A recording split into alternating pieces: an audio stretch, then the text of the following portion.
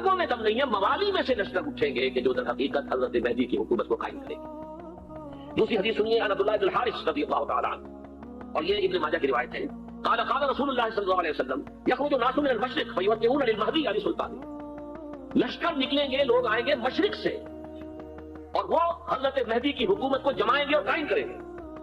اب ذرا نوٹ کیجئے کہ جزیرہ نما عرب کے مشرق میں کون سے ملک ہیں؟ 3، ایران، افغانستان، پاکستان، یہ 3 سالڈ مسلم ممالک، مسلم آبادی اکثریت۔ ویسے تو یہ کہ آگے ہندوستان میں 20 کروڑ مسلمان ہیں، لیکن وہ 20 کروڑ جو ہے وہ تو 80 کروڑ کے اندر تحلیل ہو جاتے ہیں غیر مسلموں میں، لیکن یہاں جو معاملہ ہے یہ خالی اکثریت ہے۔ ان میں سے ایران کا معاملہ جہاں تک ہے نمبر 1 یہ کہ وہ شیعہ عقائد کے حصار میں بند ہے، اس سے ادھر ادھر ہونا اس کے لیے ممکن نہیں۔ حدیث میں یہ بھی آتا ہے کہ اصفہان سے 70,000 یہودی دجال کا ساتھ دیں گے، لیکن بہرحال خراسان ایک صوبہ ہے افغانستان کا اس وقت بھی شمال مشرقی کونے میں، مجھے امید ہے وہاں سے خیر کی، کیونکہ خراسان کا رد وہاں پہ شامل ہے، اور حضور کی حدیث میں بعد میں آپ کو سناؤں گا کہ خراسان سے فوجیں چلیں گی جو یروشلم کو دوبارہ حاصل کریں گی، فتح کریں گی، جیسے پہلے یروشلم کھویا عربوں نے تھا، دوبارہ حاصل کیا تھا کرد نے، کرد خون صلاح الدین ایوبی رحمۃ اللہ علیہ، ایسے اب پھر عربوں نے کھویا ہے، لیکن لینے والے خراسان سے لشکر آئیں گے۔ یخرج من خراسان رایات سود لا يردها شيء حتى تنصب بإيلیا، خراسان کے علاقے سے کالے علم لے کر لشکر چلیں گے جن کے رخ کو کوئی موڑ نہیں سکے گا جب تک کہ وہ جا کر یروشلم میں نصب بنے۔ اس کے بعد نام آتا ہے پاکستان کا، یہ ہے میری اور آپ کی داستان، اور یہ ہے سبب جس کی وجہ سے کہ میں آپ سے یہ گفتگو کر رہا ہوں۔ اصل میں تو اس لیے محض ایک علمی استفادہ، محض اپنی بات آراء کو ظاہر کرنے کا شوق نہیں، بلکہ یہ کہ اپنی ذمہ داری ہم پہچانے کہ ہم کس مقام پر کھڑے ہیں۔ دیکھیے اس پاکستان کے بارے میں یا ہندوستان کے بارے میں علامہ اقبال نے کہا تھا اپنے ترانہ ملی میں، میرے عرب کو آئی ٹھنڈی ہوا جہاں سے، میرا وطن وہی ہے، میرا وطن وہی ہے۔ اور مجھے بتایا گیا کہ سنن ابی داؤد میں یہ روایت موجود ہے کہ حضور نے فرمایا کہ ہندوستان کی طرف سے مجھے ٹھنڈی ہوا آتی، اگرچہ مجھے وہ حدیث ابھی نہیں ملی ہے، لیکن حزب التحریر کا ایک کارڈ مجھے ملا تھا، تو اس میں اس حدیث کا اور اس میں ابن داؤد ابو داؤد کا روایت کا حوالہ موجود تھا۔ لیکن میں جو چیز آپ کو بتا چکا ہوں وہ یہ کہ الف ثانی کا پورا تجدیدی کارنامہ اس ہندوستان کی سرزمین میں ہوا۔ مجدد الف ثانی شیخ احمد سرندی، شاہ ولی اللہ دہلوی، سید احمد بریلوی، وہ تو ہمارے پاکستان میں آ کر جو ہے ان کا خون جذب ہوا ہے اپنے پاکستان میں۔ پھر شیخ الہند مولانا محمود حسن، تحریک خلافت چلی تو صرف ہندوستان میں چلی اور کہیں نہیں چلی۔ آزادی کی تحریک چلی پوری دنیا میں، وہ نیشنلزم کی بنیاد پر چلی، ملے نیشنلزم، عرب نیشنلزم، ٹرک نیشنلزم، ہمارے یہاں چلی تو اسلام کے نام پر پاکستان کا مطلب کیا، لا الہ الا اللہ۔ پھر پاکستان قائم ہوا معجزے کے طور پر، بلکہ نازل ہوا ہے لیلۃ القدر میں، انا انزلناہ فی لیلۃ القدر، جیسے قرآن نازل ہوا ہے لیلۃ القدر میں، یہ پاکستان بھی نازل ہوا ہے لیلۃ القدر میں۔ اس کا برقرار رہنا ابھی تک معجزہ ہے۔ ہندو یہ سمجھتا تھا، کافر سمجھتے تھے کہ جھٹپٹ ختم ہو جائے۔ پھر یہ کہ اس کا قرارداد مقاصد کا پاس ہو جانا، مزید بھی اور اضافی دفعات دستور میں آ جانا، اب کمرشل انٹرسٹ کو ربا قرار دے کر حرام قرار دینا، یہ سارے لینڈ مارکس ہیں کہ جو اشارہ کر رہے ہیں کسی چیز کی طرف، معاملہ کدھر جا رہا ہے۔ پھر یہ کہ یہ جو 14ویں صدی کے مجدد تھے شیخ الہند، اس کے بعد سے کچھ ایسی شخصیتیں عظیم پیدا ہوئی ہیں ہند میں جن کو میں سمجھتا ہوں کہ 14ویں صدی کے مجدد اور 15ویں صدی کے مجدد کے درمیان یہ 15ویں صدی کے مجدد کی راہ کو سیدھا کرنے والے، جیسے کہ حضرت یحییٰ نے کہا تھا میں تو آنے والے کا راستہ سیدھا کر رہا ہوں حضرت عیسیٰ کے لیے، ایسے ہی 15ویں صدی کے لیے امام مہدی کے لیے راستہ صاف کرنے والے سب سے پہلے علامہ اقبال، جنہوں نے اسلام کا تصور دین کی حیثیت سے دوبارہ زندہ کیا ہے، ورنہ اسلام ایک مذہب کی شکل اختیار کر چکا تھا۔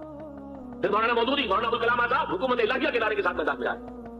یہ اقبال نے جو تصور پیش کیا تھا اس پر عملی جدوجہد کے لیے حزب اللہ قائم ہوئی۔ نوٹ کر لیجیے 11 برس کا فرق ہے عمر کا علامہ اقبال کو اور ابوالکلام کے، اور 1913 میں جب حزب اللہ قائم کیا اس وقت علامہ اقبال کی ملی شاعری اپنے عروج کو پہنچ چکی تھی۔ پھر یہ کہ علامہ اقبال کے بعد تعبیر جو ہے اسلام کی وہ ابوالکلام نے کی، لیکن روایتی علماء کی شدید مخالفت کی وجہ سے وہ بدل ہو گئے، چھوڑ گئے، کانگریس میں شامل ہو گئے، نصاب جو ہے حزب اللہ کی انہوں نے لپیٹ دی۔ پھر مولانا مودودی آئے، انہوں نے وہ ڈور جو ہے اس کا سر تھاما، جماعت اسلامی قائم کی حکومت الہیہ ہی کے قیام کے لیے، اگرچہ میرے نزدیک یہ کہ وہ انتخابی اور ایک قومی سیاست کی جماعت بن کر پاکستان میں جو ہے دلدل میں پھنس گئی ہے، اب ہم اس کی کوشش کر رہے ہیں تنظیم اسلامی اور یہ تحریک خلافت جس کے تحت یہ جلسہ ہو رہا ہے۔ یہ ساری چیزیں وہ ہیں کہ آپ کو سوائے پاکستان کے اور کہیں نہیں ملیں گی پوری دنیا۔ معلوم ہوتا ہے کہ پاکستان کو بہت بڑا رول پلے کرنا ہے اس میں، اور اس کے ساتھ اب جمع کر لیجئے افغانستان کی عمارت افغانستان، اسلامی عمارت افغانستان قائم ہو چکی ہے۔ یہ پچھلے 20 سالوں میں جو کچھ وہاں ہوتا رہا ہے اس سے پہلے تصور نہیں ہو سکتا۔ کابل جو ہے وہ تو جیسے پیرس کا تمدن تھا ویسے کابل کا تھا، وہی لباس، وہی اسکرٹس۔ یہاں جب آئے تھے شاہ ظاہر شاہ سرکاری دورے پر تو ان کی جو ملکہ صاحبہ تھی ان کے ساتھ اسکرٹ میں ملبوس تھی۔ کابل جو ہے وہ بالکل ایک پیرس کی طرح کا شہر تھا۔ آج کابل جو ہے جا کر دیکھیے، علامہ اقبال کے فرزند بھی دیکھ کر آئے ہیں، تو اگرچہ وہ خود میں سمجھتا ہوں کہ خاصے انہیں آپ لبرل کہیں، آزاد خیال کہیں، لیکن اس وجہ متاثر ہو کر آئے تھے کہ انہوں نے یہ کہا افغانستان میں جو میں نے حالات دیکھے ہیں کہ اگر 2-4 اور مسلمان ملکوں کے اندر یہ نظام قائم ہو جائے تو پوری دنیا مسلمان ہو جائے۔ یہ سب کچھ کیسے ہو رہا ہے؟ یہ آنے والے دور کی جھلکیاں ہیں، coming events are casting their shadows before. یہ سب بتا رہے ہیں کہ پاکستان افغانستان کو مل کر اس میں کوئی عظیم رول پلے کرنا ہے، اور اس کے ضمن میں اب میں علامہ اقبال کے بارے میں آخری بات کہہ رہا ہوں۔ علامہ اقبال کے بارے میں عام یہ خیال ہے، انہوں نے اپنے خطبات میں مہدی کا اور نزول مسیح کا، حالانکہ میں کل پڑھ رہا تھا مولانا سید احمد اکبر آبادی رحمۃ اللہ علیہ کا ایک مقالہ ان کا کہ علامہ اقبال نے ابن خلدون کے بارے میں یہ کہا ہے کہ مہدی کا اور نزول عیسیٰ کا دونوں کا انہوں نے انکار کیا ہے، حالانکہ ابن خلدون نے نزول عیسیٰ کا انکار نہیں کیا، صرف مہدی کا انکار کیا۔ بہرحال علامہ اقبال نے خطبات میں انکار کیا، لیکن یہ کہ اپنی شاعری کے اندر میں چیلنج کرتا ہوں کسی بڑے سے بڑے اقبال شناس کو، ان کا یہ شعر ذرا سنیے۔ خضر وقت از خلوت دشت حجاز آیت برو، کارواں زی وادی دور و دراز آیت برو۔ خضر وقت، امام وقت، رہنمائے وقت، قائد وقت، خلوت دشت حجاز، حجاز کی صحرا کی کسی خلوت گزینی سے نکل کر باہر آئیں گے۔ میں حیران ہوتا ہوں علامہ کے اس پیپر اور اس مصرے پر، یہاں انہوں نے شیعہ اور سنی دونوں کے کانسیپٹ جمع کر دی۔ شیعہ کا کانسیپٹ یہ چھپے ہوئے کسی غار میں وہاں سے برآمد ہو گئے، اور ہمارا کانسیپٹ ام سلمہ رضی اللہ تعالیٰ عنہ کی حدیث سنا چکا، چھپے ہوئے ہوں گے وہ وہاں پر، مدینے سے نکل کر آ کر مکے میں چھپ جائیں گے۔ اس خانہ جنگی کی حالت میں لوگ ان کی طرف دیکھ رہے ہوں گے، سوچتے ہوں گے انہیں میدان میں آنا چاہیے، تو پارٹ پلے کرنا چاہیے، عمر کی جو ہے رہنمائی کرنی چاہیے، لیکن وہ چھپیں گے، وہ کارے ہوں گے، وہ اس ذمہ داری کو قبول نہیں کرنا چاہیں گے، جا کے چھپ جائیں گے مکے میں، وہاں سے مکے والے انہیں نکالیں گے، اور وہ کارے ہوں گے، انہیں بالکل یہ پسند نہیں ہوگا کہ ذمہ داری اٹھائیں۔ تو خضر وقت خلوت دشت حجاز آیت برو، کارواں زی وادی دور و دراز آیت برو، کارواں جو چلے گا ان کی مدد کے لیے اس وادی دور و دراز، اس زی عظیم وادی دور و دراز، یہ وادی سندھ ہے۔ وادی سندھ جو ہے ہم سمجھتے ہیں کہ صرف یہ پاکستان اور پنجاب جو ہے یہ اس میں شامل ہے، سندھ اور پنجاب نہیں، افغانستان کا پورا مشرقی علاقہ اس میں شامل ہے۔ جیسے دریائے جہلم سندھ میں جا رہا ہے، جیسے دریائے گلگت سندھ میں آ کر ملتا ہے، جیسے دریائے چناب اور جنابی اور جہلم اور یہ سب جا رہے ہیں اور آ رہے ہیں، اسی طرح دریائے کابل کہاں سے آ رہا ہے، دریائے گوبل کہاں سے آ رہا ہے، کوچی کہاں سے آ رہا ہے، یہ سارا جو ہے ڈرین جو ہو رہا ہے، ایسٹرن جو ہے پارٹ آف افغانستان، یہ سب وادی ہے۔ اس وادی کے یہ دو حصے ہیں، ایک حصہ جو ہے ادھر پاکستان میں ہے اور اسی وادی کا دوسرا حصہ جو ہے افغانستان میں۔ کارواں زی وادی دور و دراز آیت برو، کارواں چلے گا یہاں سے، یخرج ناس من المشرق یؤتون للمہدی علی سلطانہ، مشرق سے فوجیں چلیں گی کہ جو مہدی کی حکومت قائم کرے گی، اور یخرج من خراسان رایات و سود، اور خراسان سے سیاہ پرچم چلیں گے کہ جن کا رخ کوئی موڑ نہیں سکے گا، حتی تنصب ایلیا، یہاں تک کہ وہ جا کر یروشلم کے اندر نصب ہو جائے۔ حضرات نے ایک میری گفتگو کا حصہ باقی تھا لیکن میں اسے چھوڑ رہا ہوں، اس لیے کہ گلوبلائزیشن جو اس کی ہوگی، جو خلافت علی منہاج النبوہ کی تجدید کامل حضرت مہدی کے ہاتھوں عرب میں ہوگی، اس سے پہلے اس کے لیے محنت کوشش جدوجہد پاکستان اور افغانستان میں ہو چکی ہوگی جو اسے سپورٹ کرے گی اور وہاں جا کر حکومت قائم کرے گی۔ اس کے بعد گلوبلائزیشن کا جو مرحلہ اس کا ہے وہ حضرت مہدی کے ہاتھوں نہیں ہے، وہ حضرت عیسیٰ ابن مریم ان کے نزول کے بعد ہے، جن کے نزول کے بعد دجال کا خاتمہ ہوگا اور یہودیوں کا استحصال ہوگا، مسلمانوں پر بھی بڑی تکالیف اربوں پر آئیں گی، شدائد آئیں گے، لیکن یہ وہ میں حصہ جو اپنی گفتگو کا آج چھوڑ رہا ہوں اس لیے کہ میں دیکھ رہا ہوں کہ بعض حضرات کا صبر کا پیمانہ اب لبریز ہو رہا ہے، تو میں اس حصے کو پھر ملتوی رکھتا ہوں کسی دوسری محفلوں، کسی دوسری مجلس اور نشست پر۔ لیکن یہ کہ امام مہدی کی حکومت قائم کرنے کے لیے کون لوگ آئیں گے؟ عرب جو ہیں وہ اندر سے کھوکھلے ہو چکے ہیں، عیاشی میں، دولت میں، پیسے میں، دولت پیسہ عیاشی اس کی وجہ سے کھوکھلے ہوئے۔ یہاں میں آپ کو دو حدیثیں سنانا چاہتا ہوں، بہت سے ہوں گے، آپ اطمینان سے تشریف رکھیے، بہت ہوگی بات ہوگی، آپ اس اتنا صبر سے سن لیجیے، میں تقریباً اپنی گفتگو کے اختتام تک پہنچ رہا ہوں۔ سنن ابن ماجہ کی روایت ہے حضرت ابو ہریرہ سے رضی اللہ تعالیٰ عنہ، قال قال رسول اللہ صلی اللہ علیہ وسلم اذا وقعت الملاحم بعث اللہ بعثا من الموالی هم اکرم العرب فرسا واجودهم سلاحا یؤید اللہ بهم الدین، رواہ ابن ماجہ عن ابی ہریرہ رضی اللہ تعالیٰ عنہ۔ جب ملاحم کا دور شروع ہوگا تو اللہ تعالیٰ اٹھائے گا ایک لشکر یا لشکروں پر لشکر موالی میں سے، موالی کون؟ عربوں نے جب فتح کیا تھا پورے علاقے کو خلافت راستہ کے دوران، اور پھر وہ لوگ جو ہے ایک رائے تو یہ تھی کہ غلام بنایا جائے ساری آبادیوں کو، لیکن یہ کہ حضرت عمر کا اجتہاد تھا اس کے مطابق جو غلام نہیں بنایا گیا تو وہ موالی کی حیثیت رکھتے۔ عربوں میں دم نہیں ہے، موالی میں سے لشکر اٹھیں گے کہ جو در حقیقت حضرت مہدی کی حکومت کو قائم کریں گے۔ دوسری حدیث سنیے، عن عبداللہ بن الحارث رضی اللہ تعالیٰ عنہ، اور یہ ابن ماجہ کی روایت ہے، قال قال رسول اللہ صلی اللہ علیہ وسلم یخرج ناس من المشرق فیوطئون للمہدی علی سلطانہ، لشکر نکلیں گے، لوگ آئیں گے مشرق سے اور وہ حضرت مہدی کی حکومت کو جمائیں گے اور قائم کریں گے۔ اب ذرا نوٹ کیجئے کہ جزیرہ نما عرب کے مشرق میں کون سے ملک ہیں؟ تین، ایران، افغانستان، پاکستان، یہ تین سالڈ مسلم ممالک، مسلم آبادی اکثریت۔ ویسے تو یہ کہ آگے ہندوستان میں 20 کروڑ مسلمان ہیں، لیکن وہ 20 کروڑ جو ہے وہ تو 80 کروڑ کے اندر تحلیل ہو جاتے ہیں غیر مسلموں میں، لیکن یہاں جو معاملہ ہے یہ خالص اکثریت ہے۔ ان میں سے ایران کا معاملہ جہاں تک ہے نمبر 1 یہ کہ وہ شیعہ عقائد کے حساب میں بند ہے، اس سے ادھر ادھر ہونا اس کے لیے ممکن نہیں۔ حدیث میں یہ بھی آتا کہ اصفہان سے 70,000 یہودی دجال کا ساتھ دیں گے، لیکن بہرحال خراسان ایک صوبہ ہے افغانستان کا اس وقت بھی شمال مشرقی کونے میں، مجھے امید ہے وہاں سے خیر کی، کیونکہ خراسان کا لفظ وہاں پہ شامل ہے، اور حضور کی حدیث میں بعد میں آپ کو سناؤں گا کہ خراسان سے فوجیں چلیں گی جو یروشلم کو دوبارہ حاصل کریں گی، فتح کریں گی، جیسے پہلے یروشلم کھویا عربوں نے تھا، دوبارہ حاصل کیا تھا کرد نے، کرد خون صلاح الدین ایوبی رحمۃ اللہ علیہ، ایسے اب پھر عربوں نے کھویا ہے، لیکن لینے والے خراسان سے لشکر آئیں گے، یخرج من خراسان رایات سود لا يردها شيء حتى تنصب بإيلیا، خراسان کے علاقے سے کالے علم لے کر لشکر چلیں گے جن کے روح کو کوئی موڑ نہیں سکے گا جب تک کہ وہ جا کر یروشلم میں نصب کرے۔ اس کے بعد نام آتا ہے پاکستان کا، یہ ہے میری اور آپ کی داستان، اور یہ ہے سبب جس کی وجہ سے کہ میں آپ سے یہ گفتگو کر رہا ہوں۔ اصل میں تو اس لیے محض ایک علمی استفادہ، محض اپنی بات آراء کو ظاہر کرنے کا شوق نہیں، بلکہ یہ کہ اپنی ذمہ داری ہم پہچانے کہ ہم کس مقام پر کھڑے ہیں۔ دیکھیے اس پاکستان کے بارے میں یا ہندوستان کے بارے میں علامہ اقبال نے کہا تھا اپنے ترانہ ملی میں، میرے عرب کو آئی ٹھنڈی ہوا جہاں سے میرا وطن وہی ہے، میرا وطن وہی ہے۔ اور مجھے بتایا گیا کہ سنن ابی داؤد میں یہ روایت موجود ہے کہ حضور نے فرمایا کہ ہندوستان کی طرف سے مجھے ٹھنڈی ہوا آتی، اگرچہ مجھے وہ حدیث ابھی نہیں ملی ہے، لیکن حزب التحریر کا ایک کارڈ مجھے ملا تھا، تو اس میں اس حدیث کا اور اس میں ابن داؤد ابو داؤد کی روایت کا حوالہ موجود تھا۔ لیکن میں جو چیز آپ کو بتا چکا ہوں وہ یہ کہ الف ثانی کا پورا تجدیدی کارنامہ اس ہندوستان کی سرزمین میں ہوا۔ مجدد الف ثانی شیخ احمد سرندی، شاہ ولی اللہ دہلوی، سید احمد بریلوی، وہ تو ہمارے پاکستان میں آ کر جو ہے ان کا خون جذب ہوا ارض پاکستان میں۔ پھر شیخ الہند مولانا محمود حسن، تحریک خلافت چلی تو صرف ہندوستان میں چلی اور کہیں نہیں چلی۔ آزادی کی تحریک چلی پوری دنیا میں، وہ نیشنلزم کی بنیاد پر چلی، ملے نیشنلزم، عرب نیشنلزم، ترک نیشنلزم، ہمارے نہ چلی تو اسلام کے نام پر پاکستان کا مطلب کیا لا الہ الا اللہ۔ پھر پاکستان قائم ہوا معجزے کے طور پر، بلکہ نازل ہوا ہے ليلۃ القدر میں، انا انزلناه في ليلۃ القدر، جیسے قرآن نازل ہوا ہے ليلۃ القدر میں، یہ پاکستان بھی نازل ہوا ہے ليلۃ القدر میں۔ اس کا برقرار رہنا ابھی تک معجزہ ہے۔ ہندو یہ سمجھتا تھا، کانگریس سمجھتے تھے کہ جھٹپٹ ختم ہو جائے۔ پھر یہ کہ اس کا قرارداد مقاصد کا پاس ہو جانا، مزید بھی اور اضافی دفعات دستور میں آ جانا، اب کمرشل انٹرسٹ کو ربا قرار دے کر حرام قرار دینا، یہ سارے لینڈ مارکس ہیں کہ جو اشارہ کر رہے ہیں کسی چیز کی طرف، معاملہ کدھر جا رہا ہے۔ پھر یہ کہ یہ جو 14ویں صدی کے مجدد تھے شیخ الہند، اس کے بعد سے کچھ ایسی شخصیتیں عظیم پیدا ہوئی ہیں ہند میں جن کو میں سمجھتا ہوں کہ 14ویں صدی کے مجدد اور 15ویں صدی کے مجدد کے درمیان یہ 15ویں صدی کے مجدد کی راہ کو سیدھا کرنے والے، جیسے کہ حضرت یحییٰ نے کہا تھا میں تو آنے والے کا راستہ سیدھا کر رہا ہوں حضرت عیسیٰ کے لیے، ایسے ہی 15ویں صدی کے لیے امام مہدی کے لیے راستہ صاف کرنے والے سب سے پہلے علامہ اقبال، جنہوں نے اسلام کا تصور دین کی حیثیت سے دوبارہ زندہ کیا، ورنہ اسلام ایک مذہب کی شکل اختیار کر چکا تھا۔ پھر مولانا مودودی، مولانا ابوالکلام آزاد حکومت الہیہ کے نعرے کے ساتھ میدان میں آئے۔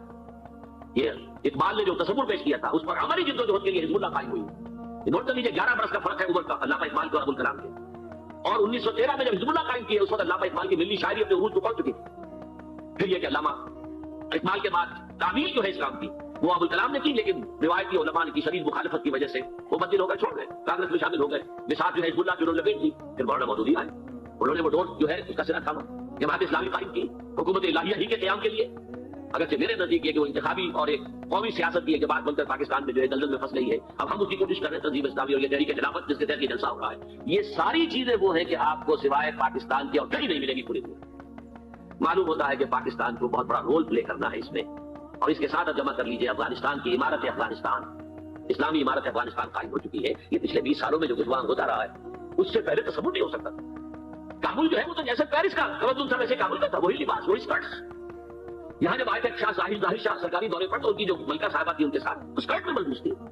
کابل جو ہے وہ بالکل ایک پیرس کی طرح کا شہر تھا۔ آج کابل میں جا کر دیکھیے، علامہ اقبال کے فرزند بھی دیکھ کر آئے ہیں، تو اگرچہ وہ خود میں سمجھتا ہوں کہ خاصے انہیں آپ لبرل کہیں، آزاد خیال کہیں، لیکن اس طرح متاثر ہو کر آئے تھے کہ انہوں نے یہ کہا افغانستان میں جو میں نے حالات دیکھے ہیں کہ اگر 2-4 اور مسلمان ملکوں کے اندر یہ نظام قائم ہو جائے تو پوری دنیا مسلمان ہو جائے۔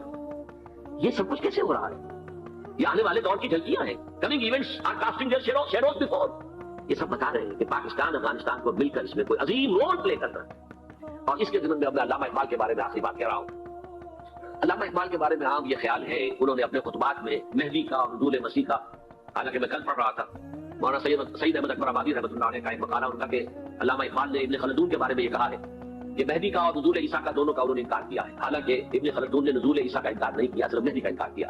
بہرحال علامہ اقبال نے خطبات میں انکار کیا ہے، لیکن یہ کہ اپنی شاعری کے اندر میں چیلنج کرتا ہوں کسی بڑے سے بڑے اقبال شناس کو، ان کا یہ شعر ذرا سنیے۔ خضر وقت از خلوت دشت حجاز آید برو، کارواں زی وادی دور و دراز آید برو۔ خضر وقت، امام وقت، رہنمائے وقت، قائد وقت، خلوت دشت حجاز، حجاز کی صحرا کی کسی خلوت گزینی سے نکل کر باہر آئیں گے۔ میں حیران ہوتا ہوں علامہ کے اس پیپر اور اس مصرے پر، یہاں انہوں نے شیعہ اور سنی دونوں کے کانسیپٹ جمع کر دیے۔ شیعہ کا کانسیپٹ یہ چھپے ہوئے کسی غار میں وہاں سے برآمد ہو گئے، اور ہمارا کون سا میں سلمہ رضی اللہ تعالیٰ عنہ کی حدیث سنا چکا، چھپے ہوئے ہوں گے وہ وہاں پر، مدینے سے نکل کر آ کر مکے میں چھپ جائیں گے. اس خانہ جنگی کی حالت میں لوگ ان کی طرف دیکھ رہے ہوں گے، سوچتے ہوں گے انہیں میدان میں آنا چاہیے، تو پارٹ پلے کرنا چاہیے، امت کی رہنمائی کرنی چاہیے، لیکن وہ چھپے گے، وہ کارے ہوں گے، وہ اس ذمہ داری کو قبول نہیں کرنا چاہیں گے، جا کے چھپ جائیں گے مکے میں. وہاں سے مکے والے انہیں نکالیں گے اور وہ کارے ہوں گے، انہیں بالکل یہ پسند نہیں ہوگا کہ یہ ذمہ داری اٹھائیں. تو خضر وقت خلوت دشت حجاز آیت برو، کارواں زی وادی دور و دراز آیت برو. کارواں جو چلے گا ان کی مدد کے لیے اس وادی دور و دراز، اس زی ادھی وادی دور و دراز، یہ وادی سندھ ہے. وادی سندھ جو ہے ہم سمجھتے ہیں کہ صرف یہ پاکستان اور پنجاب جو ہے یہ اس میں شامل ہے، سندھ اور پنجاب نہیں، افغانستان کا پورا مشرقی علاقہ اس میں شامل ہے. جیسے دریائے جہلم سندھ میں جا رہا ہے، جیسے دریائے گلگت سندھ میں آ کر ملتا ہے، جیسے دریائے چناب اور راوی اور جہلم اور یہ سب جا رہے ہیں اور آ رہے ہیں، اسی طرح دریائے کابل کہاں سے آ رہا ہے، دریائے گومل کہاں سے آ رہا ہے، کوچی کہاں سے آ رہا ہے. یہ سارا جو ہے ڈرین جو ہو رہا ہے ایسٹرن جو ہے پارٹ آف افغانستان، یہ سب وادی ہے. اس وادی کے یہ دو حصے، ایک حصہ جو ہے ادھر پاکستان میں ہے اور اسی وادی کا دوسرا حصہ جو ہے افغانستان میں. کارواں زی وادی دور و دراز آیت برو، کارواں چلے گا یہاں سے، یخرج ناس من المشرق یؤتون للمہدی یعنی سلطان نہیں، مشرق سے فوجیں چلیں گی کہ جو مہدی کی حکومت قائم کرے گی، اور یخرج من خراسان رایات و سود، اور خراسان سے سیاہ پرچم چلیں گے کہ جن کا رخ کوئی موڑ نہیں سکے گا، حتی تنصب ایلیا، یہاں تک کہ وہ جا کر یروشلم کے اندر نصب ہو جائے گا. حضرات میں ایک میری گفتگو کا حصہ باقی تھا لیکن میں اسے چھوڑ رہا ہوں، اس لیے کہ گلوبلائزیشن جو اس کی ہوگی، جو خلافت علی منہاج النبوہ کی تجدید کامل حضرت مہدی کے ہاتھوں عرب میں ہوگی، اس سے پہلے اس کے لیے محنت کوشش جدوجہد پاکستان اور افغانستان میں ہو چکی ہوگی جو اسے سپورٹ کرے گی اور وہاں جا کر حکومت قائم کرے گی. اس کے بعد گلوبلائزیشن کا جو مرحلہ اس کا ہے وہ حضرت مہدی کے ہاتھوں نہیں ہے، وہ حضرت عیسیٰ ابن مریم ان کے نزول کے بعد ہے، جن کے نزول کے بعد دجال کا خاتمہ ہوگا اور یہودیوں کا استحصال ہوگا. مسلمانوں پر بھی بڑی تکالیف عربوں پر آئیں گی، شرائط آئیں گے، لیکن اب 15ویں صدی میں ہم ہیں. اب ایک بات میں کہہ رہا ہوں اور وہ میری ذاتی رائے ہے، گمان اندازہ اس میں مجھ سے اختلاف کرنے کا ہر ایک کو حق ہے. میرے نزدیک 15ویں صدی ہجری اب مجدد کامل الامام المہدی سلسلہ تجدید خلافت کی آخری کڑی کے ظہور کا وقت ہے. اس میں مجھے ایک تو قرآن مجید سے اشارہ ملا ہے، اشارہ ہے، بلکہ تفسیر نہیں کہتا. میرے نزدیک قرآن مجید میں چند آیتیں سورہ مدثر کی اور چند آیتیں سورہ انشقاق کی بڑی عجیب ہے. سورہ مدثر کی آیات میں حضور کی آمد کا نقشہ کھینچا گیا ہے، کلا والقمر واللیل اذ ادبر والصبح اذا اسفر انها لإحدى الكبر نذیرا للبشر لمن شاء منکم ان يتقدم او يتأخر. نہیں، قسم ہے چاند کی، کلا والقمر واللیل اذ ادبر، اور رات کی جب کہ وہ پیٹ موڑ لے جانے لگے اور صبح کی جب کہ وہ حشر ہو جائے. حضور سے پہلے 600 برس ایسے گزرے ہیں دنیا میں کہ نبوت کا سورج نہیں تھا، بس چاند جیسے مستعار روشنی چاند کی ہوتی ہے، تو سابقہ انبیاء کی مستعار روشنی تو کوئی دنیا میں تھی، دھندلی دھندلی جیسی چاند کی ہوتی ہے، لیکن وہ سورج نہیں تھا. لیکن اب وہ رات ختم ہو رہی ہے، واللیل اذ ادبر جا رہی ہے، محمد صلی اللہ علیہ وسلم کا سورج یہ شمس نبوت و رسالت طلوع ہو گیا. والصبح اذا اسفر انها لإحدى الكبر، بہت بڑی باتوں میں سے ایک بات ہے جو ہوئی ہے، وہ معمولی واقعہ نہیں ہے، احدى الكبر، یہ تاریخ انسانی کے عظیم ترین واقعات میں سے ہے بے شک محمدی، نذیرا للبشر، پوری نوع انسانی کے لیے نذیر بن کر آئے. یہ تو ہے حضور کا معاملہ. لیکن اب جو معاملہ ہونا ہے دوبارہ، اس لیے کہ خلافت علی منہاج النبوت دوبارہ اب قائم ہوگی انشاءاللہ. حضور کے بعد میں آپ کو بتا چکا ہوں، خلافت راشدہ ختم ہونے کے بعد سے زوال زوال زوال زوال زوال زوال زوال زوال زوال، تھوڑا سا 2.5 سال کا 2 سال کا وقت آیا ہے حضرت عمر بن عبدالعزیز کا، ورنہ زوال زوال زوال زوال زوال. اگرچہ اس زوال کو 1000 سال لگے ہیں. یہ عمارت جو محمد نے بنائی تھی ایک دن میں نہیں گر گئی صلی اللہ علیہ وسلم. کھنڈر بتا رہے ہیں عمارت عظیم تھی، 1000 سال کے بعد بھی یورپ کے سیلاب نے آ کر اس کو گرایا ہے اور ختم کیا ہے.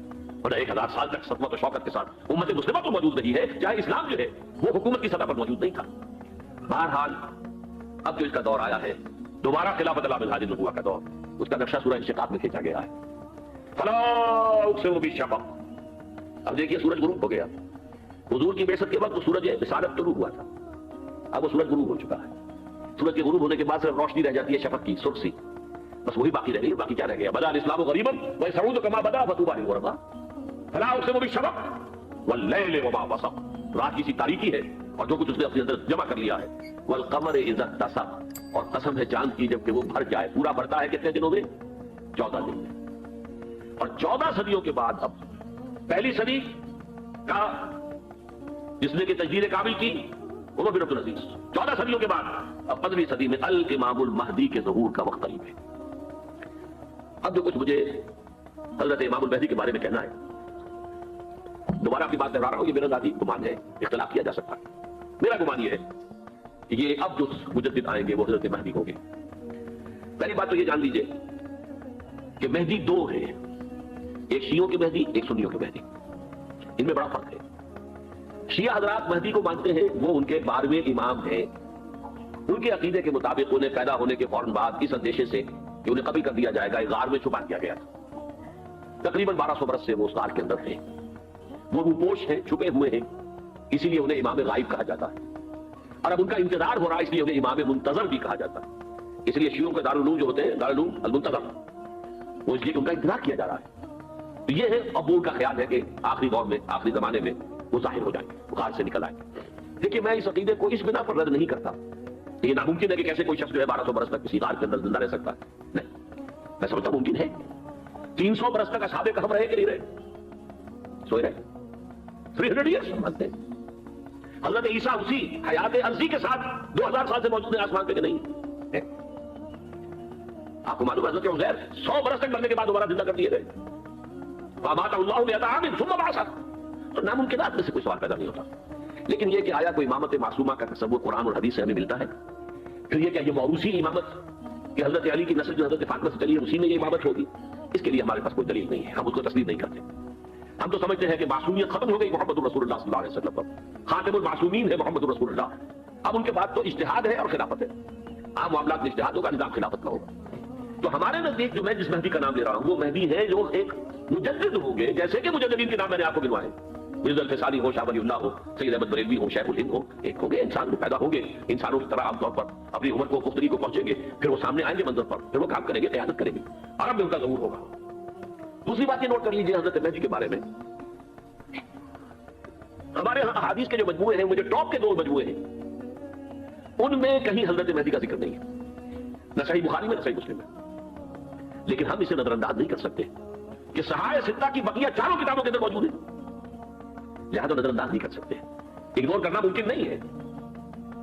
اب اس میں میں چاہتا ہوں کہ کچھ حدیثیں آپ کو میں سناؤں جن میں حضرت مہدی کا تذکرہ کیا گیا ہے۔ پہلی ہے وعن عبداللہ بن مسعود قال قال رسول اللہ صلی اللہ علیہ وسلم، حضرت عبداللہ بن مسعود سے روایت ہے، وہ فرماتے ہیں کہ حضور نے ارشاد فرمایا لا تذهب الدنيا حتى يملك العرب رجل من اہل بیتی، یہ دنیا ختم نہیں ہوگی جب تک کہ عرب پر میرے اہل بیت میں سے ایک شخص کی حکومت قائم نہ ہو۔ اور آپ کو معلوم ہے کہ آج تک عرب پر حضور کے اہل بیت کی کوئی حکومت قائم نہیں ہوئی، اور جب قائم ہوئی بھی تھی حضرت علی کو اگر شمار کیا جائے، اس لیے کہ حضور نے وہ جو مشہور واقعہ ہے کہ ایک چادر میں لے لیا تھا حضرت علی کو اور حضرت فاطمہ اور حضرت حسنین کو، اللہم ہؤلاء اہل بیتی، اے اللہ یہ بھی میرے اہل بیت ہیں۔ تو حضرت علی کی بھی حکومت منعقد نہیں ہوئی، پورے عالم اسلام پر ان کی حکومت نہیں تھی، اس لیے کہ شام اور مصر دونوں صوبے جو ہیں انہوں نے ان کی اطاعت قبول نہیں کی تھی۔ اس حوالے سے یہ معاملہ ابھی ہونا ہے۔ لا تذهب الدنيا حتى يملك العرب رجل من اهل بيتي يعاد اسمه اسمي، اس کا نام وہی ہوگا جو میرا نام ہے، یعنی محمد صلی اللہ علیہ وسلم، اور ان کا نام بھی مہدی کا نام بھی محمد ہو، مہدی تو ان کا لقب ہے۔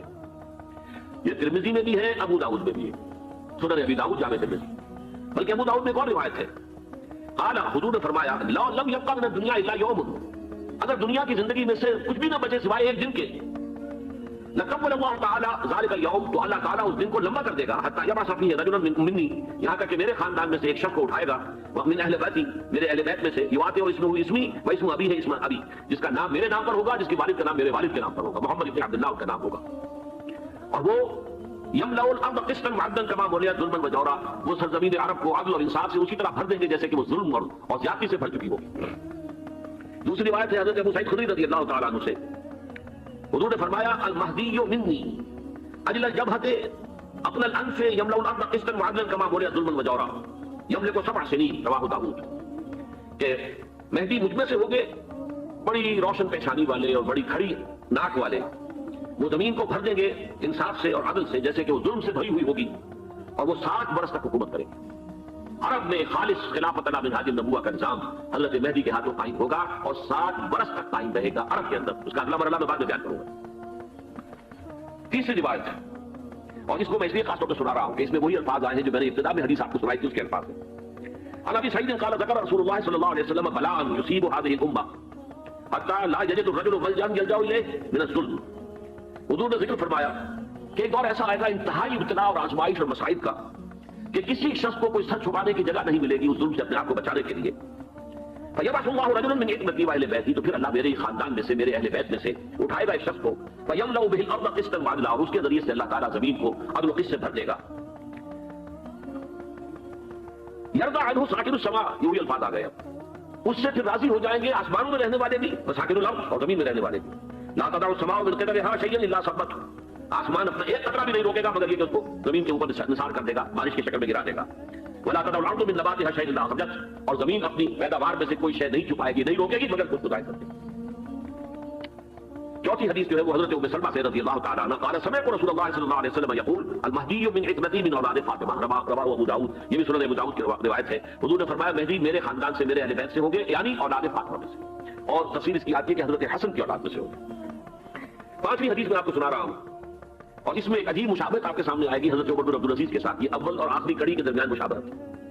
ان علی رضی اللہ تعالی عنہ, یہ حدیث جو ہے مسند احمد بن حنبل میں بھی ہے اور سنن ابن ماجہ میں بھی ہے. قال قال رسول اللہ صلی اللہ علیہ وسلم المہدی منا اہل البیت یصلح اللہ فی لیلۃ. مہدی ہم میں سے ہوں گے, ہمارے اہل بیت میں سے, اور اللہ ایک ہی رات میں ان کی اصلاح کر دے گا.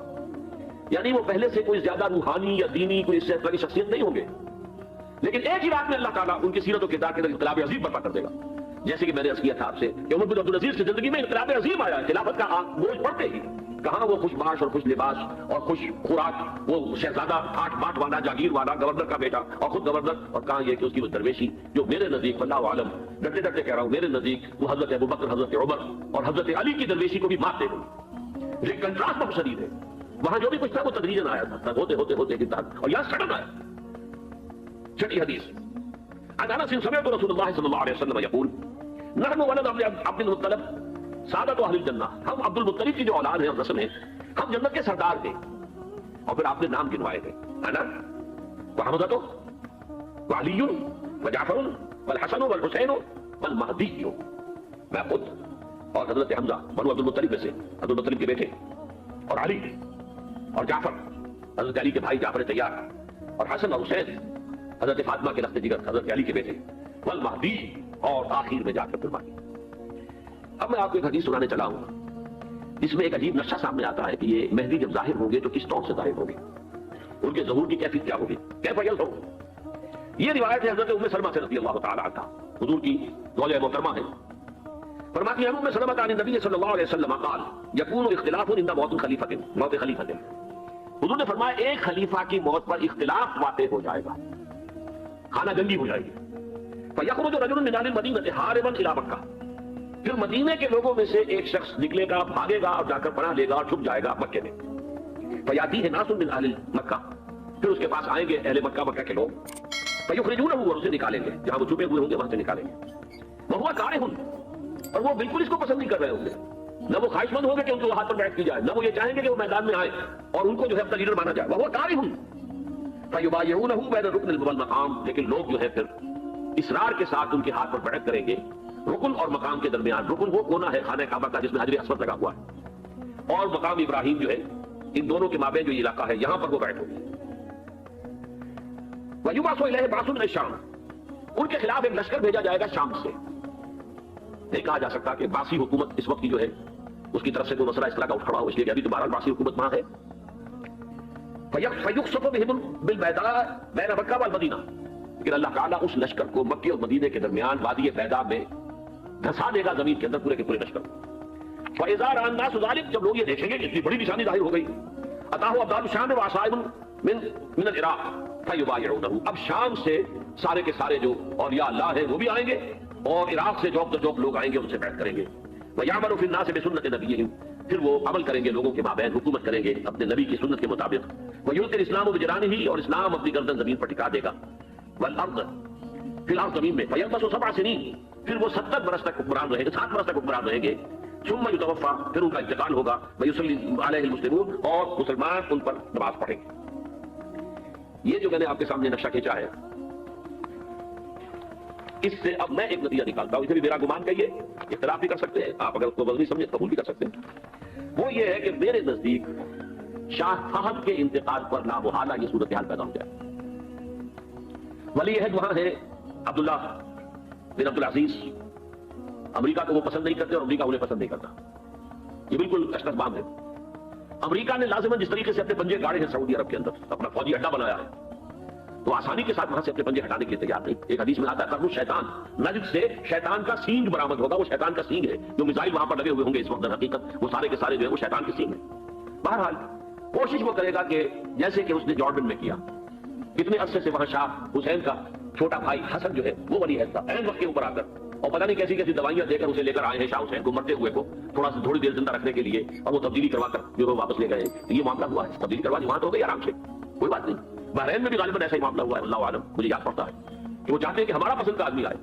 اگر سعودی عرب میں یہ کام کیا گیا تو اس کا نام بھی نتیجہ خارج نہیں ہوگا، اس لیے کہ وہاں کی روایت کی بڑی سخت ہے، بڑی پختہ ہے۔ پھر یہ کہ وہاں جو ہے امیر عبداللہ جو ہے، جو وہاں پر اگر سپہ سالار وہ نہیں ہے، کمانڈر ان چیف وہ نہیں ہے، کمانڈر ان چیف تو کوئی اور ہے، لیکن الحرس الوطنی جو ہے نیشنل گارڈ بہت بڑی فورس ہے، وہ اصل بیڈوین فورس جو ہے صحرا کے لوگوں کی عرب فورس، وہ در حقیقت الحرس الوطنی ہے، نیشنل گارڈ ہے، اور اس کا کمانڈر ان چیف یہ ہے امیر عبداللہ۔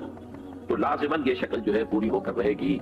جیسے ہی یہ معاملہ ہوا شاہ فہد کے انتقال کا، تو یہ اختلاف ہوگا، خانہ جنگی ہوگی، پھر کوئی اللہ کا بندہ جو ہوگا۔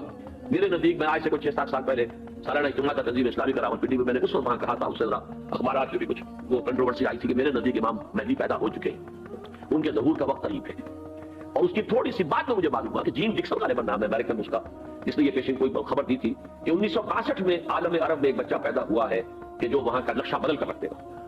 یہ جین ڈکسن کی غالباً پیشن گوئی ہے۔ بہرحال مجھے اس کی پیشن گوئی سے کوئی دلچسپی نہیں ہے، میں تو جو احوال دیکھ رہا ہوں، یعنی اسرائیل کا قائم ہو جانا اور اس کے بعد اب یروشلم کا مسلمانوں کے ہاتھوں سے نکل جانا، اور اب گویا کہ وہ الملحمۃ العظمیٰ جو ہے تلی کھڑی ہے، کسی بھی وقت جو ہے یہ جو ہے وہ لاوا پھٹ سکتا ہے، آتش فشاں پھٹ سکتا ہے۔ تو یہ تمام حالات ایسے ہیں کہ جن کی وجہ سے میں سمجھتا ہوں کہ ایک تو جو قرآن مجید کے اشارات میں نے آپ کو بتائے، 14 صدیاں، 14 دن میں چاند کا پورا ہونا، والقمر اذا اتسق، 14 دن میں 14ویں کا چاند۔ اسی طرح یہ 14 صدیوں کے بعد یہ صدی جو 15ویں صدی ہے، یہ در حقیقت ظہور امام مہدی کی صدی ہے۔ لیکن یہ کہ امام مہدی کی حکومت قائم کرنے کے لیے کون لوگ آئیں گے؟ عرب جو ہے وہ اندر سے کھوکھلے ہو چکے ہیں، عیاشی میں، دولت میں، پیسے میں، دولت، پیسہ، عیاشی، اس کی وجہ سے کھوکھلے ہو چکے۔ یہاں میں آپ کو 2 حدیثیں سنانا چاہتا ہوں، بہت سے ہو گئے، آپ اطمینان سے تشریف رکھیے، بہت ہوگی بات ہوگی، آپ اس کو اتنا صبر سے سن لیجیے، میں تقریباً اپنی گفتگو کے اختتام تک پہنچ رہا ہوں۔ سنن ابن ماجہ کی روایت ہے حضرت ابو ہریرہ سے رضی اللہ تعالیٰ عنہ، قال قال رسول اللہ صلی اللہ علیہ وسلم اذا بقات الملاحم بعث اللہ بعثا من الموالی هم اکرم العرب فرسا واجودهم سلاحا یوید اللہ بهم الدین، رواہ ابن ماجہ عن ابی ہریرہ رضی اللہ تعالیٰ عنہ۔ جب ملاحم کا دور شروع ہوگا تو اللہ تعالیٰ اٹھائے گا ایک لشکر یا لشکروں پر لشکر، موالی میں سے، موالی کون ہے؟ عربوں نے جب فتح کیا تھا اس پورے علاقے کو خلافت راشدہ کے دوران، اور پھر وہ لوگ جو ہے ایک رائے تو یہ تھی کہ غلام بنایا جائے ساری آبادیوں کو، لیکن یہ کہ حضرت عمر کا اجتہاد تھا، اس کے مطابق غلام نہیں بنایا گیا، تو وہ موالی کی حیثیت رکھتے ہیں۔ عربوں میں دم نہیں ہے، موالی میں سے لشکر اٹھیں گے کہ جو در حقیقت حضرت مہدی کی حکومت کو قائم کرے گی۔ دوسری حدیث سنیے عن عبداللہ بن الحارث رضی اللہ تعالیٰ عنہ، اور یہ ابن ماجہ کی روایت ہے، قال قال رسول اللہ صلی اللہ علیہ وسلم یخرج الناس من المشرق فیوطئون للمہدی یعنی سلطانی، لشکر نکلیں گے، لوگ آئیں گے مشرق سے، اور وہ حضرت مہدی کی حکومت کو جمائیں گے اور قائم کریں گے۔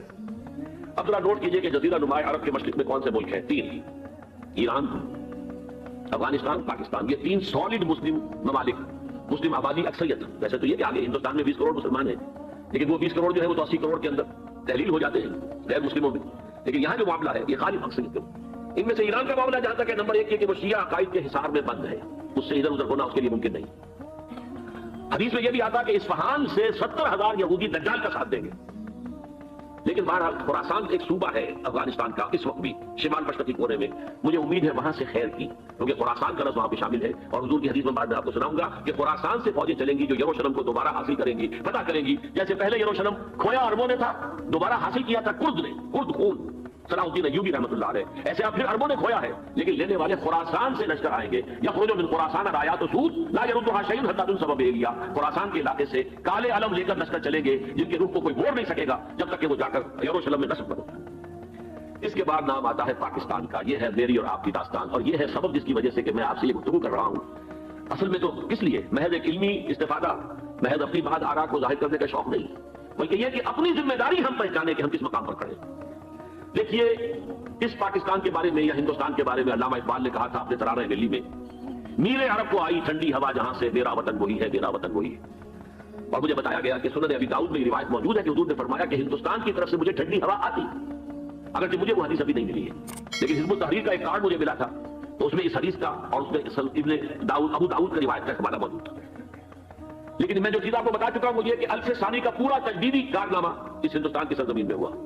مجدد الف ثانی شیخ احمد سرندی، شاہ ولی اللہ دہلوی، سید احمد بریلوی، وہ تو ہمارے پاکستان میں آ کر جو ہے ان کا خون جذب ہوا ارض پاکستان میں. پھر شیخ الہند مولانا محمود حسن. تحریک خلافت چلی تو صرف ہندوستان میں چلی اور کہیں نہیں چلی. آزادی کی تحریک چلی پوری دنیا میں، وہ نیشنلزم کی بنیاد پر چلی، ملے نیشنلزم، عرب نیشنلزم، ٹرک نیشنلزم. ہمارے یہاں چلی تو اسلام کے نام پر پاکستان کا مطلب کیا، لا الہ الا اللہ. پھر پاکستان قائم ہوا معجزے کے طور پر، بلکہ نازل ہوا ہے لیلۃ القدر میں، انا انزلناہ فی لیلۃ القدر. جیسے قرآن نازل ہوا ہے لیلۃ القدر میں، یہ پاکستان بھی نازل ہوا ہے لیلۃ القدر میں. اس کا برقرار رہنا ابھی تک معجزہ ہے. ہندو یہ سمجھتا تھا، کارن سمجھتے تھے کہ جھٹپٹ ختم ہو جائے گا. پھر یہ کہ اس کا قرارداد مقاصد کا پاس ہو جانا، مزید بھی اور اضافی دفعات دستور میں آ جانا، اب کمرشل انٹرسٹ کو ربا قرار دے کر حرام قرار دینا، یہ سارے لینڈ مارکس ہیں کہ جو اشارہ کر رہے ہیں کسی چیز کی طرف. معاملہ کدھر جا رہا ہے؟ پھر یہ کہ یہ جو 14ویں صدی کے مجدد تھے شیخ الہند، اس کے بعد سے کچھ ایسی شخصیتیں عظیم پیدا ہوئی ہیں ہند میں، جن کو میں سمجھتا ہوں کہ 14ویں صدی کے مجدد اور 15ویں صدی کے مجدد کے درمیان یہ 15ویں صدی کے مجدد کی راہ کو سیدھا کرنے والے، جیسے کہ حضرت یحییٰ نے کہا تھا میں تو آنے والے کا راستہ سیدھا کر رہا ہوں حضرت عیسیٰ کے لیے، ایسے ہی 15ویں صدی کے لیے امام مہدی کے لیے راستہ صاف کرنے والے سب سے پہلے علامہ اقبال، جنہوں نے اسلام کا تصور دین کی حیثیت سے دوبارہ زندہ کیا ہے، ورنہ اسلام ایک مذہب کی شکل اختیار کر چکا تھا. پھر مولانا مودودی، مولانا ابوالکلام آزاد حکومت الہیہ کے نعرے کے ساتھ میدان میں آئے. یہ اقبال نے جو تصور پیش کیا تھا اس پر عملی جدوجہد کے لیے حزب اللہ قائم ہوئی. نوٹ کر لیجیے 11 برس کا فرق ہے عمر کا علامہ اقبال کے اور ابوالکلام کے. اور 1913 میں جب حزب اللہ قائم کیا اس وقت علامہ اقبال کی ملی شاعری اپنے عروج کو پہنچ چکی تھی. پھر یہ کہ علامہ اقبال کے بعد تعمیل جو ہے اس کام کی وہ ابوالکلام نے کی، لیکن روایتی علماء کی شدید مخالفت کی وجہ سے وہ بدل ہو گئے، چھوڑ گئے، کانگریس میں شامل ہو گئے. مثال جو ہے حزب اللہ کی انہوں نے لپیٹ لی. پھر مولانا مودودی آئے، انہوں نے وہ ڈور جو ہے اس کا سرا تھاما، جماعت اسلامی قائم کی حکومت الہیہ ہی کے قیام کے لیے. اگرچہ میرے نزدیک یہ کہ وہ انتخابی اور ایک قومی سیاست کی ایک جماعت بن کر پاکستان میں جو ہے دلدل میں پھنس گئی ہے. اب ہم اس کی کوشش کر رہے ہیں تنظیم اسلامی اور یہ تحریک خلافت جس کے تحت یہ جلسہ ہو رہا ہے. یہ ساری چیزیں وہ ہیں کہ آپ کو سوائے پاکستان کے اور کہیں نہیں ملیں گی پوری دنیا. معلوم ہوتا ہے کہ پاکستان کو بہت بڑا رول پلے کرنا ہے اس میں. اور اس کے ساتھ اب جمع کر لیجئے افغانستان کی عمارت افغانستان، اسلامی عمارت افغانستان قائم ہو چکی ہے. یہ پچھلے 20 سالوں میں جو کچھ وہاں ہوتا رہا ہے اس سے پہلے تصور نہیں ہو سکتا تھا. کابل جو ہے وہ تو جیسے پیرس کا تمدن ویسے کابل کا تھا، وہی لباس، وہی اسکرٹس. یہاں جب آئے تھے شاہ ظاہر شاہ سرکاری دورے پر تو ان کی جو ملکہ صاحبہ تھی ان کے ساتھ اسکرٹ میں ملبوس تھی. کابل جو ہے وہ بالکل ایک پیرس کی طرح کا شہر تھا. آج کابل جو ہے جا کر دیکھیے، علامہ اقبال کے فرزند بھی دیکھ کر آئے ہیں. تو اگرچہ وہ خود میں سمجھتا ہوں کہ خاصے انہیں آپ لبرل کہیں، آزاد خیال کہیں، لیکن اس طرح متاثر ہو کر آئے تھے کہ انہوں نے یہ کہا افغانستان میں جو میں نے حالات دیکھے ہیں کہ اگر 2-4 اور مسلمان ملکوں کے اندر یہ نظام قائم ہو جائے تو پوری دنیا مسلمان ہو جائے گی. یہ سب کچھ کیسے ہو رہا ہے؟ یہ آنے والے دور کی جھلکیاں ہیں. Coming events are casting their shadows before. یہ سب بتا رہے ہیں کہ پاکستان افغانستان کو مل کر اس میں کوئی عظیم رول پلے کرنا ہے. اور اس کے ضمن میں علامہ اقبال کے بارے میں آخری بات کہہ رہا ہوں. علامہ اقبال کے بارے میں عام یہ خیال ہے، انہوں نے اپنے خطبات میں مہدی کا اور نزول مسیح کا، حالانکہ میں کل پڑھ رہا تھا مولانا سید احمد اکبر آبادی رحمۃ اللہ علیہ کا ایک مقالہ ان کا کہ علامہ اقبال نے ابن خلدون کے بارے میں یہ کہا ہے کہ مہدی کا اور نزول عیسیٰ کا دونوں کا انہوں نے انکار کیا ہے. حالانکہ ابن خلدون نے نزول عیسیٰ کا انکار نہیں کیا، صرف مہدی کا انکار کیا. پر علامہ اقبال نے خطبات میں انکار کیا. لیکن یہ کہ اپنی شاعری کے اندر میں چیلنج کرتا ہوں کسی بڑے سے بڑے اقبال شناس کو، ان کا یہ شعر ذرا سنیے. خضر وقت از خلوت دشت حجاز آیت بروں، کارواں زی وادی دور و دراز آیت بروں. خضر وقت، امام وقت، رہنمائے وقت، قائد وقت، خلوت دشت حجاز، حجاز کی صحرا کی کسی خلوت گزینی سے نکل کر باہر آئیں گے. میں حیران ہوتا ہوں علامہ کے اس فکر پر اور اس مصرے پر. یہاں انہوں نے شیعہ اور سنی دونوں کے کانسیپٹ جمع کر دیے. شیعہ کا کانسیپٹ یہ چھپے ہوئے کسی گھاٹ میں وہاں سے برآمد ہو گئے، اور ہمارا کانسیپٹ ام سلمہ رضی اللہ تعالیٰ عنہ کی حدیث سنا چکا، چھپے ہوئے ہوں گے وہ وہاں پر، مدینے سے نکل کر آ کر مکے میں چھپ جائیں گے. اس خانہ جنگی کی حالت میں لوگ ان کی طرف دیکھ رہے ہوں گے، سوچتے ہوں گے انہیں میدان میں آنا چاہیے، تو پارٹ پلے کرنا چاہیے، امت کی رہنمائی کرنی چاہیے. لیکن وہ چھپیں گے، وہ کارے ہوں گے، وہ اس ذمہ داری کو قبول نہیں کرنا چاہیں گے، جا کے چھپ جائیں گے مکے میں. وہاں سے مکے والے انہیں نکالیں گے اور وہ کارے ہوں گے، انہیں بالکل یہ پسند نہیں ہوگا کہ ذمہ داری اٹھائیں. تو خضر وقت خلوت دشت حجاز آیت بروں، کارواں زی وادی دور و دراز آیت بروں. کارواں جو چلے گا ان کی مدد کے لیے اس وادی دور و دراز، اس زی عظیم وادی دور و دراز، یہ وادی سندھ ہے. وادی سندھ جو ہے ہم سمجھتے ہیں کہ صرف یہ پاکستان اور پنجاب جو ہے یہ اس میں شامل ہے. سندھ اور پنجاب نہیں، افغانستان کا پورا مشرقی علاقہ اس میں شامل ہے. جیسے دریائے جہلم سندھ میں جا رہا ہے، جیسے دریائے گلگت سندھ میں آ کر ملتا ہے، جیسے دریائے چناب اور راوی اور جہلم اور یہ سب جا رہے ہیں اور آ رہے ہیں، اسی طرح دریائے کابل کہاں سے آ رہا ہے، دریائے گومل کہاں سے آ رہا ہے، کوچی کہاں سے آ رہا ہے.